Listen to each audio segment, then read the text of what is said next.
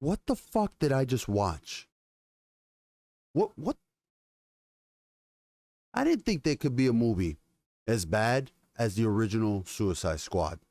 But God knows, this fucking movie, it tried its hardest to be just as trash. Let's get into it.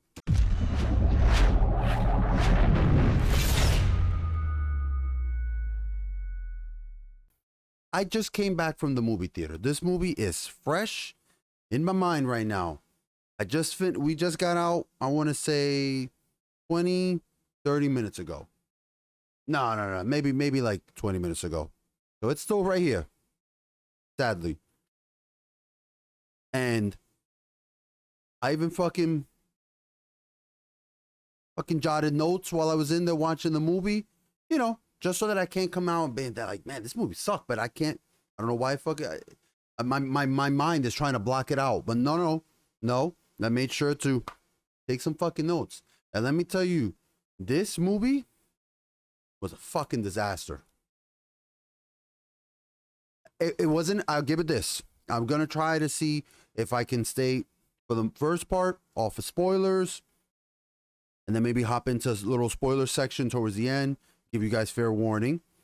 But if you know anything about me or if you see my previous dumpster fire, you know that I hated the original Suicide Squad. I think that the first Suicide Squad was not only the worst DC film I've ever seen, it was the worst comic book movie I've ever seen. And it may be one of the worst movies I've ever seen, period. I fucking hate the original Suicide Squad movie. Hate it. Fucking garbage. If I could go lower than a 1, it would be a 0 out of 10. But I gotta give it a 1. That's as low as I could go. This movie is not much better. But let me start off with some of the positives for me. I'll go with some of the positives because there weren't many. I will say that there was a little bit more humor that I chuckled at, and a few that I actually laughed at. You know, 2 or 3 good laughs. The action scenes were shot, I guess, in the day. It's almost like they learned from the previous one where everything was shot at night, so it was hard to fucking see with the terrible CGI combined. This time, they shot it all the daytime, or they did their best to get it as bright as possible, except for the kind of first few minutes. But they did their best to do that, so you can at least see what the hell is happening and identify what character is what. And I'm trying to strain real fucking hard. Well, okay. I'll say probably my favorite character out of this movie was John Cena's Peacemaker character. He was good. I liked Idris Elba as Bloodsport as well. And Harley was less obnoxious in this movie. So they had some pluses. So it's wasn't a complete disaster like in one where I fucking hated every aspect of it. But that is about where it goes in terms of positivity and where it just starts to go into negativity right now. The soundtrack was awful. The soundtrack was fucking awful. First off, I didn't recognize a single song. I didn't like a single song. At least with the previous film, Suicide Squad had a decent soundtrack because they just took a greatest hits. They took like one of those like old school Now CDs and plugged it in, and it was like a compilation of hits of the past decade or the past 2 decades. That's all it was. This, it wasn't even that. There was not a single song or moment where I was like, yeah, this is getting me hyped. No, straight up 2 songs that made me just want to fucking be like, what the hell is this garbage? There was, I think I wrote it was, I tried to jot down one of the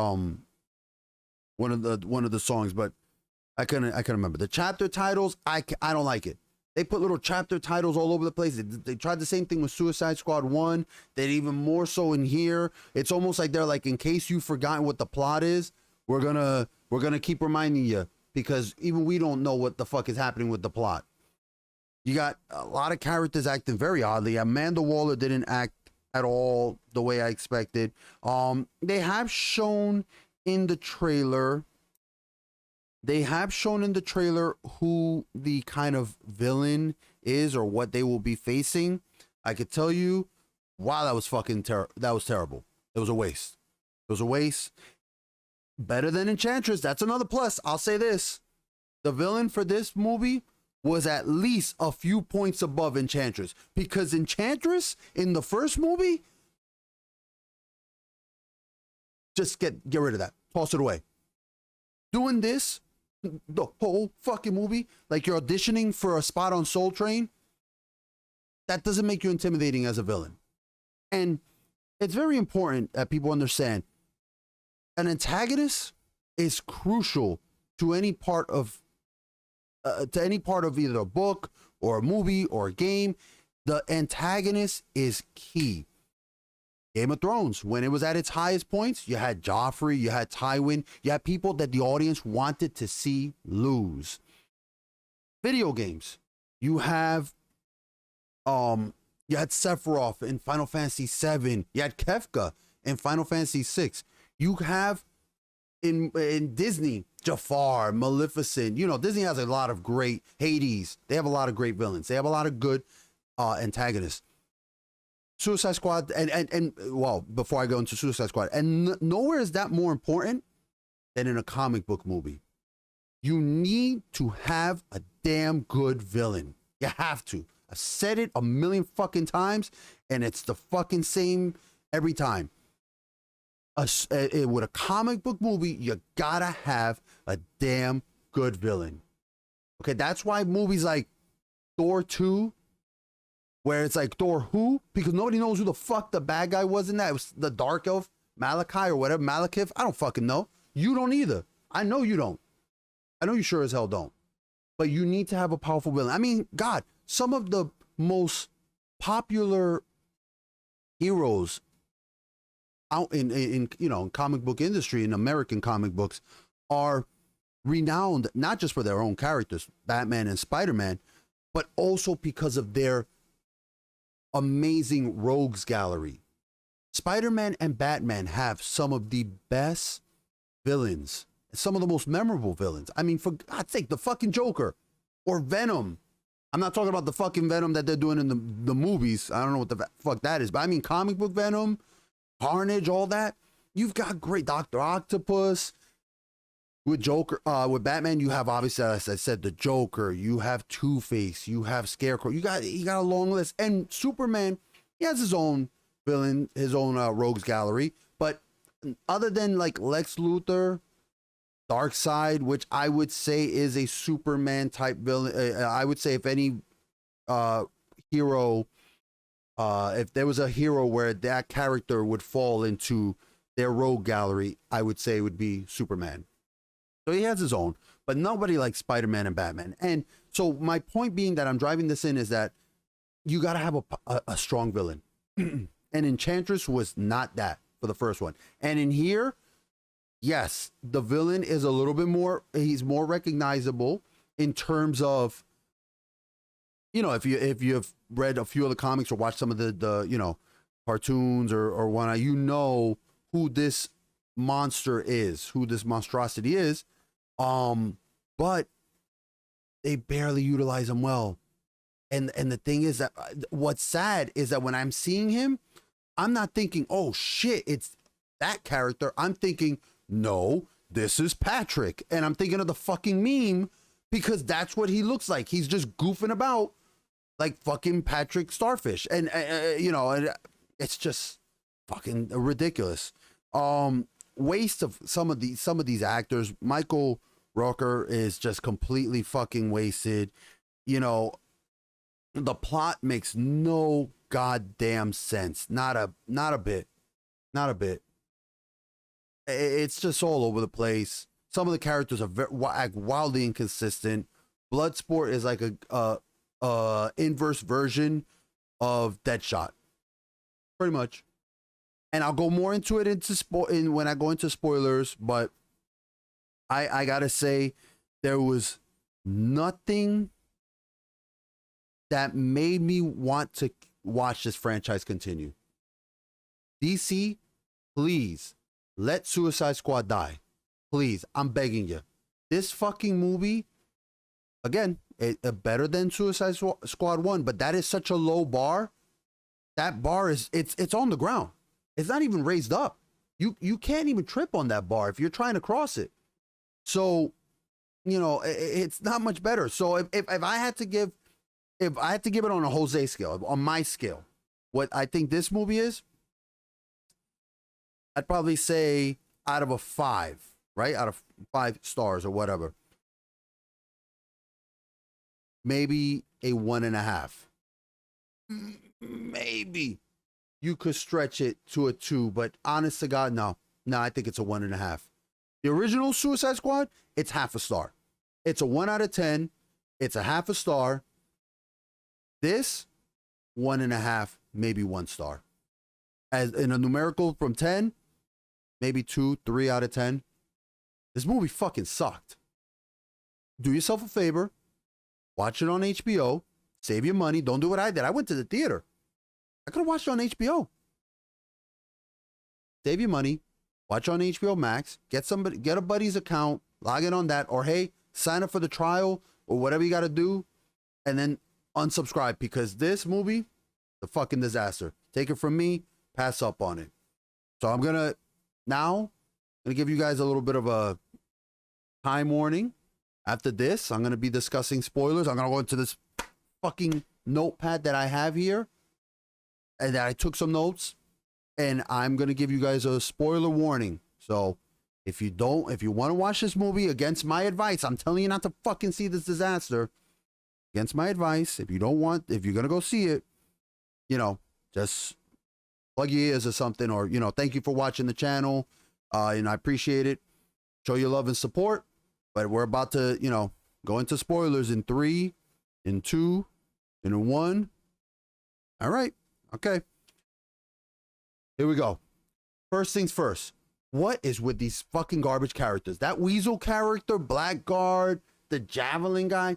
I get it. It's Suicide Squad, so they're going to get like characters who are supposed to be like, you know, the plebs, the bottom of the barrel. But this isn't even bottom of the barrel. This is like they picked up the barrel and scraped off of that. Like, it's just, these characters were so stupid, and you could tell that they were meant to be like comedic relief, but it fell flat. And I got to tell you, the theater we went to, it was full. There was a ton of people there. Well, there was, I'd say it was maybe at like, considering nowadays, I would say it was probably at like 60 to 70%. Kids, parents, and that film was silent. You had maybe a couple chuckles here and there. No, not a single like applause moment. You know how when you watched Endgame, everybody cheered when the portals were opening, and they're like, yeah, and you see Black Panther striding out, and you know, and Sam is flying overhead, and everybody's cheering. Nothing. Dead fucking silent. The movie finished. This guy came down the stairs because he saw me and my wife sitting down, and because we're waiting for the after credit stuff, and he goes, is there an after credit scene? And I said, yeah. I said that I'm pretty sure there's something after the credits. Somebody told me there was. And he goes, man, you guys are good because I don't even fucking care. And he just walked off. And I looked at my wife, and I was just like, Jesus, I feel the same way as this guy, but I gotta say for you guys, so I'll suffer so you don't have to. So anyway, the Weasel character, all that stuff was stupid. A waste of Michael Rooker's character. He didn't do anything. He literally got there, pulled the Weasel on shore, and then in the first portion of the movie, they're going to invade this island nation that's been taken over by it was always kind of ruled by a tyrannical family, but now the family was disposed of in a coup, and it was taken over by like a general. And now this general and these characters, they have very anti-American feelings, as opposed to the previous family. Even though they were tyrannical, they didn't have any problems with Americans. So now we're sending in the Suicide Squad. We're sending in Flag again. This Harley character named Javelin. Michael Rooker's character Savant.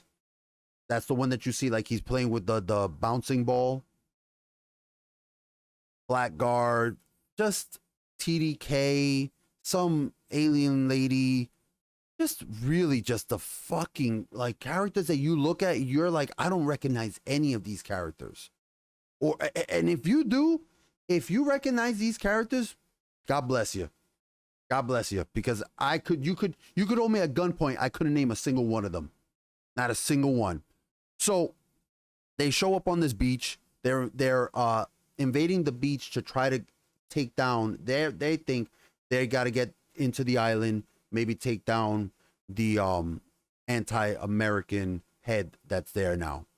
Little do they know, they're being set up as the decoys. They get immediately ambushed and they get slaughtered for the most part. One of the people who actually gets slaughtered, I put here, was Captain Boomerang. Him dying, that character dying, actually made me give this movie a point. I'll give it a point just for that, because I hated Captain Boomerang. I hated him in the first one, and watching him get just a helicopter fall on him was amazing. I'll give it that. So they're getting killed. In the meantime, we pan over to another team that's arriving on the island. This other team that's arriving on the island is it consists of Bloodsport, Nanawe, I think that's the name of the shark character, Nanawa, Ratcatcher 2, Polka Dot, and Peacemaker, John Cena's character. So they arrive. And then we have the first of our chapter titles where it's like, a few days later, boom. And then we see, how Idris Elba's character was recruited. And, he's basically the opposite of Deadshot because, Deadshot, even though he was a mercenary and he was so accurate and, the thing about him was that he loved his daughter and that was, he was a family man. And then this guy, Bloodsport, he also is another mercenary who's super accurate and whatnot. But him and his daughter, they hate each other. And, that one thing is really what makes him so fucking different. Yeah, okay. That's really what made him so goddamn different. But mind you, still Amanda Waller is able to manipulate him and make him join the team because he suddenly gives a shit about his daughter. So we got that. We got, eventually, everybody gets massacred on Team A, which is the team where Harley and Flag were, except for Rick Flag, and Harley. Those are the only two characters who are taken captive. Why they took those characters captive when everybody else was getting killed on sight, I don't know. But they decide, plot hole and plot armor, we're going to capture those two guys. So they capture them. And we go back to Bloodsport and they're, trying to infiltrate the island. And we find out that the real purpose that they're there for is not to stop the anti-American government that has taken over. They don't care about that. They want to get to this secret facility that contains some form of extraterrestrial weapon or creature, something that Amanda Waller has brought together Task Force X, which is what they call the Suicide Squad now, and she wants to bring them together, and she tells them, you have to go and destroy that facility. You have to remove it because whatever's in there could be unleashed and could be a threat to us, to American soil. And they early on reveal to us what it is, very quickly actually. It's Starro. And if you don't know who Starro is, he's basically he's an alien race. I believe it's a race, but different iterations have it differently. But think of it like this. He's a giant starfish who produces smaller starfishes from his body. They latch onto you, and now you are part of his hive mind. So the anti-American leader realizes how potent of a weapon this is, and he's like, we're going to use this against everybody. So, as he's, giving his monologue, eventually they bring Harley Quinn into him. They tell him, we have her, we have the prisoner. So he meets Harley Quinn, And he's like, yo, I love you. You know, Harley, I love you. You're an inspiration to me and my people. And I'm like, what the fuck is this guy talking about? First off, how the hell did you know? How did your people save Harley Quinn of all? Like, did you know that she was coming? There's so many fucking plot holes, so many stretches that you have to fucking, you know, these movies, they always, oh, just turn off your brain. No, you can't turn your brain off this much or you go into fucking coma. You can't. There's a certain point where turning off your brain is too much. That you'll just never get it back. You can't turn it back on at that point. No. So you can't turn your brain off too much to have this movie make sense. So he falls in love with Harley and he's telling her, you know, I want you to marry me and my people, you know, I'm a bachelor. So if I marry you, Harley Quinn, you know, it'll validate me in the eyes of my people. And if this makes as little sense to you hearing it, that's how little sense it made when I was watching this. What the fuck are you talking about? And she falls and she's like, oh, I love you. Oh, I love you. And she's known him for a day. For a fucking day. So he starts fucking talking about how he's gonna use his Starro, the creature, to take over the world, and he'll enslave every human, every man, woman, and child. And the moment she hears that, the moment she hears the thing about the children, bam, she shoots him, kills him, goes back into prison. So we got, you know, I don't even go into too much. Like the other team, back to Bloodsport, they are infiltrating. They end up infiltrating a camp because Amanda Waller gives them orders to go save Flag. She's like, we got him. His signal is back. Your now objective is get Flag and then go destroy the facility. So she tells Flag, she tells Bloodsport, go over there, save Flag, and they end up going into this camp, which this was a cool scene. It was Bloodsport and John Cena, which earlier when they're introduced, Amanda Waller introduces Bloodsport. She goes, he's a mercenary and you know, he's known for his accuracy and any weapon in his hands is a deadly weapon. And then a few minutes later, we meet John Cena's character and she gives the same fucking introduction. She goes, you know, he's a mercenary. He's, you know, any object in his hand is a deadly weapon. And the two of them look at each other like, we're the same fucking character. So you just basically got the same guy. And so we go back to this current scene, to the future when they're infiltrating the camp.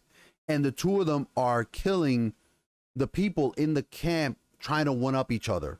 They're like using different techniques, you know, blowtorching one guy, hacking one with an axe. Like, this movie's pretty fucking gory, which is cool. That's, you know, that's nice. And that scene was cool, but they end up finding out that they didn't infiltrate the enemy as in the government. They infiltrated the rebels, the rebel camp that's fighting against that government, the opposition. So Flag was actually under care by, you know, the actual good guys here. So after that misunderstanding is cleared, they're gonna go save Harley, and then they're gonna go destroy the facility. And you know, we the whole fucking scene. I'm gonna skim through a lot of this. They go, they save Harley. Harley saves herself. She breaks out of prison. Actually, no, hold on. I gotta get into this fucking scene right here. Hold on. So Harley breaks out. We're gonna go back to Harley. Harley breaks out on her own. She does a cool thing where they're torturing her. And she's got her hands up in the air and she kills the guy who's torturing her with her legs. And I like that because they're kind of showing, you know, her athleticism. And that's cool. Because in the comics, that's her whole thing, is that she's just this acrobat. And that was even something from the animated series, was that she was this acrobat. Or rather, she was a psychologist, obviously. What I mean is that she's acrobatic. She had a high athletic skill, if you so to speak, in D&D terms. And here they showed that, like, she's kind of like, you know, maneuvering her legs. She kills this guy and then she maneuvers her legs to grab the key and then open the lock above her head with it. I like that. That was cool. Then she busts out and she starts, you know, taking some guns and shooting people. and I'm like, okay, I'm fine with Harley getting a cool scene like that. I liked it. But then they start like she starts getting like fucking flowers animating somewhere, and I'm like, what the fuck is this? And I looked and I was like, what the fuck is this artwork thing that's happening? Like there's birds animating and there's flowers here. And I'm like, stop adding random shit to Harley to make her random for random's sake. It's annoying. Stop it. Stop it, DC. You clearly have no idea what to do with this fucking character. And you don't understand why people enjoy the Harley character, because I am a Harley Quinn fan. You don't get why people were rooting for her and why she became so beloved in the first place. You just think it's because she's crazy and random. It's not. It's not. So, but she starts adding this fucking thing, and I looked online quick because I was like, what the fuck is happening here? And I find out somebody called it Harley Vision, and that's some kind of power.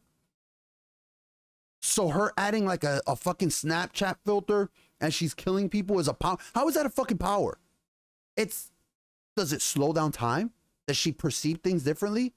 No, she's shooting people, and instead of seeing blood, she's seeing flowers. Get that fucking garbage out of here, DC. Stop. Enough. So I can't. So we're gonna go back to the plot. So she escapes, and then the team was gonna go save her. They end up reuniting. They all get together. They go to the fort, and they're gonna destroy the fort. So they end up, as you can imagine, they destroy the fort, but in actuality, they end up setting free this creature. They set loose Starro. And one of the things, again, I can't stand plot armor. I cannot stand it. It fucking irritates me. At one point, Starro breaks out. Okay? The entire team is still there. Harley, all of them. So it's Harley, Bloodsport, the polka dot guy, Ratcatcher, and Nanoway, the shark guy. Okay, so it's 5 of them. And they're surrounded by a bunch of troops. The troops are shooting on Starro. Pop, pop, pop, pop. There's got to be like a good 40, 50 fucking troops there. Starro shoots out his little parasites, and they start landing on everybody. They land on everybody but the 5 main characters. So they get infected. They got the stars on their faces. And they rise up like zombies, and they all turn towards the main characters as the Starro. Now, the big fucking Starro, who's the size of a building, he looks down on them, and you think this is where he's just going to fucking flatten them because they're in opposition. What does he say? He goes, "This city is mine." And he just walks away. Just walks the fuck away. Just lets them fucking just, yeah, whatever. I'm going to ignore you guys. I'm going to go off on my own. Why? Why didn't he just fucking step on them? Why the fuck would the villain not just crush them underfoot? It's so fucking stupid. I hate when villains can kill the main characters. It happened in Last of Us 2 and so many fucking times. Last of Us 2 was a fucking train wreck as it is. But when you, like, so many times the villains could have killed Ellie, but they don't because plot. Because plot. The same thing with the Game of Thrones, the Battle for Winterfell, where they had the White Walkers and the Whites had Brienne and all these characters pressed up against the wall. They could have just fucking shanked them. No. Nah. Now we're not killing them. I fucking hate that. So anyway, the plot armor shield comes up, and Starro, he's like, oh shit, I can't step on these guys. They got the fucking plot armor shield. Let me pass them. So they continue through, and I'm getting towards the end. Starro's fucking, he's swatting stuff up. He's blowing things up.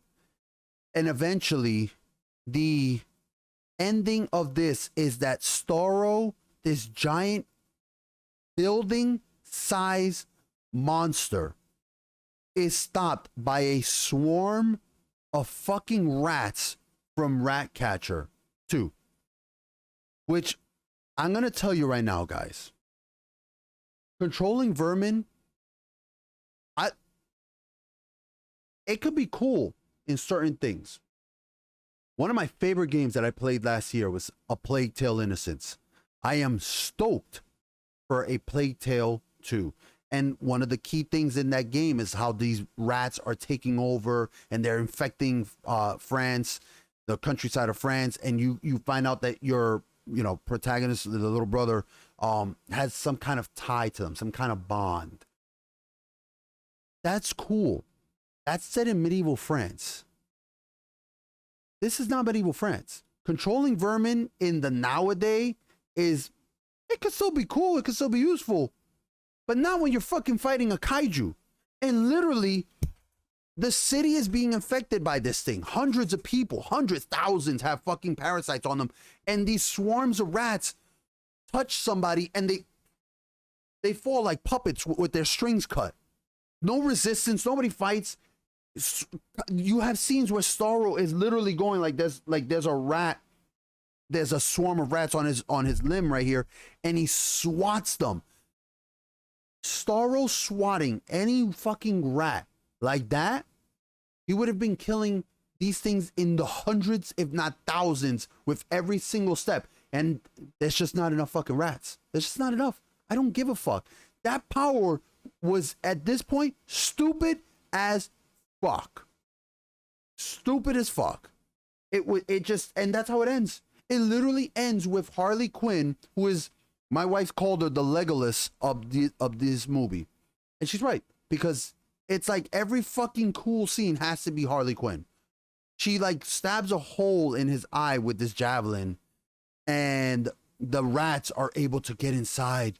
And I guess they get to squishy insides. And these rats, let me tell you, one bite and they tore apart pieces of Starro. This fucking giant building size monstrosity, but rats, whew, they're able to fucking topple them. They got to be New York City rats then. Because that's the only explanation for it. It has to be the New York City rats, I guess. So it ends with that. And the movie finishes with them kind of like they get blackmail on Amanda Waller, and that's why they're okay now. And she can't threaten Harley and them anymore in Bloodsport. And the movie ends. The movie ends. Not a single applause.